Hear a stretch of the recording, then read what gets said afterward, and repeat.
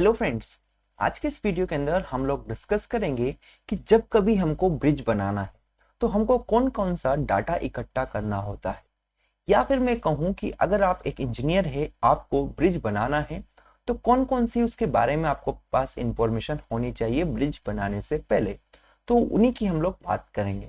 दोस्तों, सबसे पहली और इम्पोर्टेंट बात अगर मैं आपको बताऊं कि जब आपको अगर ब्रिज बनाना है तो उसके बारे में क्या पता होना चाहिए, वो ये कि आपको ब्रिज कहां पर बनाना है। ठीक है, ब्रिज किस लोकेशन पर बनाना है और ब्रिज किस डिस्ट्रिक्ट के अंदर बनाना है। मतलब सबसे पहले आपको उसके डिस्ट्रिक्ट एंड स्टेट के बारे में पता होना चाहिए कि हम लोग ब्रिज जो बनाने वाले हैं वो किस डिस्ट्रिक्ट और किस स्टेट के अंदर बनाएंगे। मतलब कि ब्रिज बनाना ही मकसद नहीं है, हम हर हर जगह ब्रिज नहीं बना सकते ना। जहां पर ब्रिज की रिक्वायरमेंट है वहीं पर ब्रिज बनाएंगे, क्योंकि दोस्तों ब्रिज बनाने में बहुत ज्यादा कॉस्ट लगता है।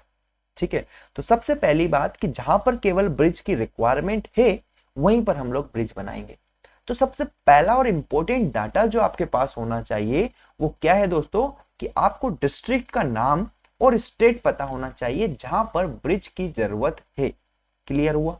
मान लो एग्जाम्पल के तौर पर अगर मैं ले लेता हूं कि कौन से डिस्ट्रिक्ट के अंदर मेरे को ब्रिज बनाना है। मान लो अगर मैं एमपी की बात करूं तो राजगढ़। ठीक है, राजगढ़ के अंदर मुझे ब्रिज बनाना है। स्टेट कौन सा लग जाएगा? मेरा एमपी लग जाएगा, डेट इज मध्य प्रदेश। ठीक है, तो मेरे को क्या पता हो गया सबसे पहले कि राजगढ़ जो डिस्ट्रिक्ट है, राजगढ़ जिला जो है, इसके अंदर मुझे ब्रिज की रिक्वायरमेंट है। ठीक है, पहली बात। दूसरी, स्टेट पता चल गई मुझे एमपी।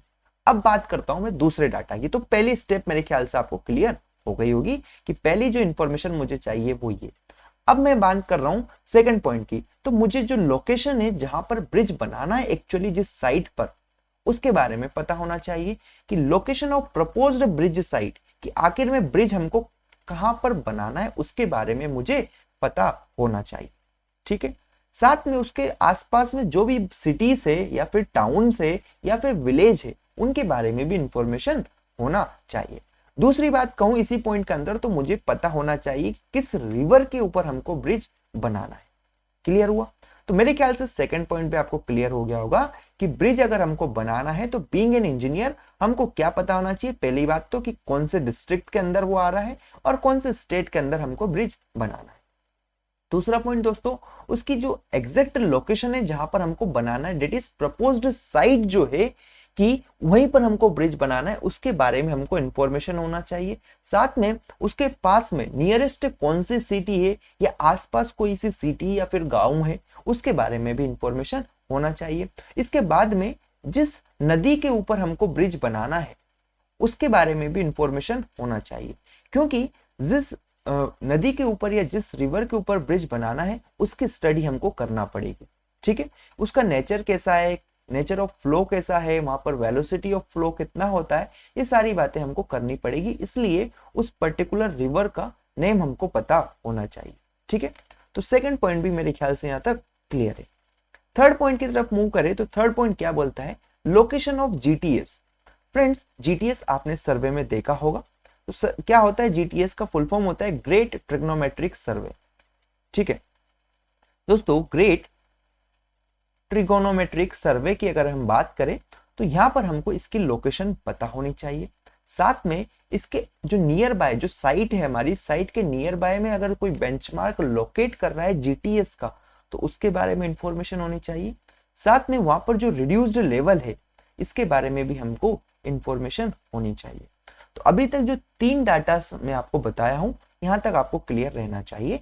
पहला, नाम पता होना चाहिए डिस्ट्रिक्ट और स्टेट का। दूसरा, एग्जैक्ट लोकेशन जहां पर आपको ब्रिज बनाना है, डेट इज प्रपोज्ड साइट है कि यहीं पर आपका ब्रिज बनना है, उसके बारे में आपको पता होना चाहिए। आसपास जो भी सिटीज है उनकी इंफॉर्मेशन होनी चाहिए। जिस रिवर के ऊपर आपको ब्रिज बनाना है उसकी भी जानकारी होना चाहिए। साथ में फिर जो जीटीएस है उसकी लोकेशन आपको पता होनी चाहिए, और जो बेंचमार्क है और जो रिड्यूस्ड लेवल है वो भी आपको मालूम होना चाहिए। ठीक है, आगे अगर बात करें फ्रेंड्स और कौन सा डाटा रिक्वायर है, तो दोस्तों आपको प्रीवियस कुछ ईयर का, क्या बोले, प्रीवियस कुछ ईयर का डाटा आपके पास होना चाहिए, जिससे कि आप एचएफएल पता लगा सके। एचएफएल क्या होता है दोस्तों? Highest flood level. HFL जो होता है हमारा हाईएस्ट फ्लड लेवल है, इसके बारे में आपको इन्फॉर्मेशन होनी चाहिए। दोस्तों ये डाटा आपको कुछ लगभग मान के चलो आप 25 से 30 ईयर की जब स्टडी करेंगे ना, तो वहां से आपको पता लगेगा कि पिछले 25 से 30 साल के अंदर यहाँ पर मैक्सिमम जो लेवल गया है वाटर का इस रिवर के ऊपर, रिवर के अंदर वो कितना गया है, क्योंकि उसके अकॉर्डिंग ही आपको ब्रिज की हाइट डिसाइड करनी पड़ेगी ना। तो इसलिए कहा गया है कि यहाँ पर आपको HFL और LWL लोवेस्ट वाटर लेवल भी यहाँ पर देखना पड़ेगा। साथ में आपको पता होना चाहिए कि यहाँ पर जो इंटेंसिटी है और जो फ्रिक्वेंसी है रेनफॉल की वो कितनी रही है पिछले कुछ वर्षों के अंदर। तो एग्जैक्ट तो नहीं मान सकते, लेकिन हम लगभग 25 से 30 साल के डाटा लेकर चल सकते हैं कि प्रीवियस 25 टू 30 इयर्स के बीच में यहाँ पर इतना HFL रहा है, इतना LWL रहा है और इतनी इंटेंसिटी और इतनी फ्रिक्वेंसी के साथ यहाँ पर बारिश हुई है। क्लियर। साथ में फ्रेंड्स यहाँ पर आप ये चीज भी देख सकते हैं कि नेचर ऑफ फ्लो, जो रिवर के अंदर आपको जहां पर ब्रिज बनाना है उसका कैसा नेचर है, क्या वो हमारी सीजनल है या फिर बोले तो पेरेनियल है, तो ये भी आपको यहाँ पर डिसाइड कर लेना है। ठीक है, सीजनल मतलब कि दोस्तों केवल एक सीजन के अंदर ही उसके अंदर वाटर फ्लो होता है, या पेरेनियल की थ्रू आउट द ईयर उसके अंदर वाटर रहता है। तो ये सारी इंफॉर्मेशन आपके साथ होनी चाहिए। साथ में अगर बात करें दोस्तों वेलोसिटी ऑफ फ्लो, कि वहां पर जो वाटर जब फ्लो होता है उसकी कितनी वेलोसिटी के साथ वो वहां पर मूव कर रहा है, ठीक है ना। तो ये सारा डाटा आपको कलेक्ट कर लेना है before starting the construction work of any bridge. और भी डाटा से जो कि आपको पता होना चाहिए वो मैं आपको बताता हूं। आपको दोस्तों वहां पर यह भी मालूम कर लेना है कि वहां पर जो लेबर्स है, लेबर्स की फैसिलिटी है कि नहीं है। लेबर्स दोस्तों मेरी कैसी आ गई, स्किल्ड लेबर्स भी हो गई और अनस्किल्ड लेबर्स भी हो गई, मेरी दोनों की मुझे रिक्वायरमेंट रहेगी। तो मेरे को यह भी चेक करना है कि जिस जगह मैं ब्रिज का काम स्टार्ट कराने वाला हूं या जिस जगह हम ब्रिज बनाने वाले हैं वहां पर लेबर्स हमको मिलेगी नहीं मिलेगी आसानी से, क्योंकि अगर लेबर्स नहीं मिलेगी तो हम काम कैसे कंप्लीट करा पाएंगे, ठीक है ना। तो ये भी एक इंपॉर्टेंट फैक्टर है जो कि डाटा के अंदर इंक्लूडेड होता है कि वहां पर हमको लेबर्स मिलती है या नहीं मिलती है। फिर अगर बात करें दोस्तों सबसे इंपॉर्टेंट चीज जो है कंस्ट्रक्शन मटेरियल।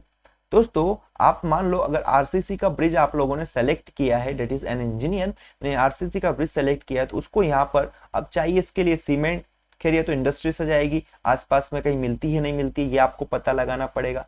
सेंड हो गई, सेंड की रिक्वायरमेंट यहाँ पर होगी। साथ में जो एग्रीगेट्स हो गए है ना, एग्रीगेट्स हो गए और भी कुछ अलग अलग जो कंस्ट्रक्शन मटेरियल है वो हमको चाहिए होते हैं जब ब्रिज हम लोग बनाएंगे, ठीक है। तो आपको ये ध्यान रखना है क्या आसपास कंस्ट्रक्शन मटेरियल वहां पर मिलेगा नहीं मिलेगा, क्योंकि अगर आसपास कंस्ट्रक्शन मटेरियल नहीं मिलेगा आप दूर से इसको मंगाओगे तो वहां पर कॉस्ट आपकी क्या हो जाएगी, इंक्रीज हो जाएगी, ठीक है। तो ये भी इसका भी डाटा आपके पास होना चाहिए कि जहां पर आप ब्रिज बना रहे हैं वहां पर कंस्ट्रक्शन मटेरियल आसानी से मिल पा रहा है या नहीं, ठीक है। फर्दर आगे बात करें दोस्तों और पॉइंट्स की, तो वो क्या कहता है, फैसिलिटी ऑफ पावर सप्लाई, मतलब कि जहां पर आप ब्रिज का काम कर रहे हैं वहां पर पावर सप्लाई है नहीं है, प्रॉपर तरीके से प्रॉपर इलेक्ट्रिसिटी का सप्लाई वहां पर है कि नहीं, क्योंकि विदाउट इलेक्ट्रिसिटी दोस्तों हो सकता है कुछ मशीन्स हम लोग यहाँ पर यूज करेंगे, मशीन्स जो उसके अंदर इलेक्ट्रिसिटी की रिक्वायरमेंट हो, साथ में हम लोग लाइट के लिए भी किसका यूज करेंगे, इलेक्ट्रिसिटी का यूज करेंगे, जिससे कि हम नाइट में भी कंस्ट्रक्शन का काम कंटिन्यू रख सके। तो हमको यहाँ पर ये डाटा भी पता होना चाहिए कि उस पर्टिकुलर एरिया के अंदर पावर सप्लाई है कि नहीं है। अगर पावर सप्लाई नहीं है तो हमको उसके लिए कुछ अलग अरेंजमेंट कराने होंगे, ठीक है। तो इसलिए ये भी स्टडी या इसका भी डाटा आपके पास होना चाहिए। साथ में दोस्तों आपको ये भी मालूम होना चाहिए कि वहां पर जो लेबर्स है जो कि आपकी साइट पर काम करेगी उनको एकोमोडेट करने के लिए आपके पास प्रॉपर जगह है कि नहीं, कहाँ रहेंगे, नहीं तो अगर एक प्रॉपर प्लेस नहीं रहेगी तो उनके लिए आपको प्रॉपर प्लेस पहले प्रोवाइड करानी पड़ेगी, देन आपको लेबर्स वहां पर भेजना पड़ेगी, ठीक है ना। तो ये सारे पॉइंट्स जो कि है आपको कंसिडर करना है। और भी कुछ पॉइंट्स है दोस्तों। अब यहां तक अगर आपने इतने सारे पॉइंट्स देख लिए हैं, फिर आती बात दोस्तों आपको वहां पर कंटूर मैप्स बनाना है, ठीक है। कंटूर मैप्स जो कि आपको जो सेम एलिवेशन वाले पॉइंट्स रहेंगे उनको रिप्रेजेंट करना होगा मैप के अंदर, उनको हम लोग कंटूर मैप्स कहते हैं। आपको और कंटूर मैप्स के बारे में जानना है तो डिस्क्रिप्शन में आपको लिंक दी जाएगी, वहां से आप देख सकते हैं, ठीक है। आपको कंटूर मैप्स बनाना है, साथ में जो साइट प्लान से दोस्तों इसको भी बनाना होगा, क्लियर है।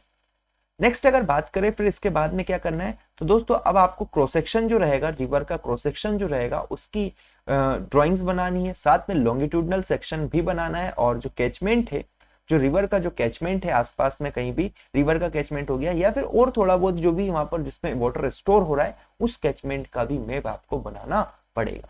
ठीक है, तो ये सारे डाटा इंक्लूडेड है किसके अंदर, जब आप ब्रिज की डिजाइन स्टार्ट करेंगे या ब्रिज को डिजाइन कर रहे होंगे तब। ठीक है, नेक्स्ट अगर बात करें फ्रेंड्स, यहाँ पर आपको सबसे इंपॉर्टेंट फैक्टर जो है वो है प्रोफाइल ऑफ सोइल, कि जब अगर आपको ब्रिज को डिजाइन करना है तो आपको वहां पर जो सोइल का प्रोफाइल है उसके बारे में पता होना चाहिए कि वहां पर किस टाइप की सोइल है, टाइप ऑफ सोइल, मतलब मैं कह सकता हूं किस टाइप का स्ट्रेटा यहाँ पर है, स्ट्रेटा, क्योंकि एक अच्छा स्ट्रेटा होना जरूरी है ब्रिज के फाउंडेशन के लिए। साथ में दोस्तों यहाँ पर हम लोग जो वाटर टेबल है उसके बारे में भी देखेंगे, वाटर टेबल कि वाटर टेबल कितनी डेप्थ पर है उसकी भी हम लोग यहाँ पर बात करेंगे। साथ में अगर बात करें दोस्तों तो ये प्रोफाइल ऑफ सोइल हो गया, प्रोफाइल ऑफ सोइल के अंदर क्या आ गया, स्ट्रेटा, मतलब कि कौन से टाइप की यहाँ पर सोइल है, अलग अलग डेट इज रॉक है या फिर यहाँ पर अगर बात करें आसपास क्ले है क्या। ठीक है, तो ये आपको यहाँ पर इसका नेचर पता लगाना होगा। देन उसके बाद में हम लोग ब्रिज को क्या करेंगे, बनाना स्टार्ट करेंगे। ठीक है, तो ये सारे डाटास जो कि अभी तक बताया यहाँ तक क्लियर हो गया होगा। दोस्तों लास्ट में होता है प्रिपरेशन ऑफ फाइनल रिपोर्ट। अब प्रिपरेशन ऑफ फाइनल रिपोर्ट में क्या आता है ये मैं आपको बताऊं फ्रेंड्स, अगर तो प्रिपरेशन ऑफ फाइनल रिपोर्ट्स के अंदर जितने भी पॉइंट्स हम लोगों ने वहां पर जो डाटा के फॉर्म में कलेक्ट की है उन सबको एक जगह एक्युमुलेट करके एक रिपोर्ट बनानी होती है, उसको बोलते हैं हम फाइनल रिपोर्ट।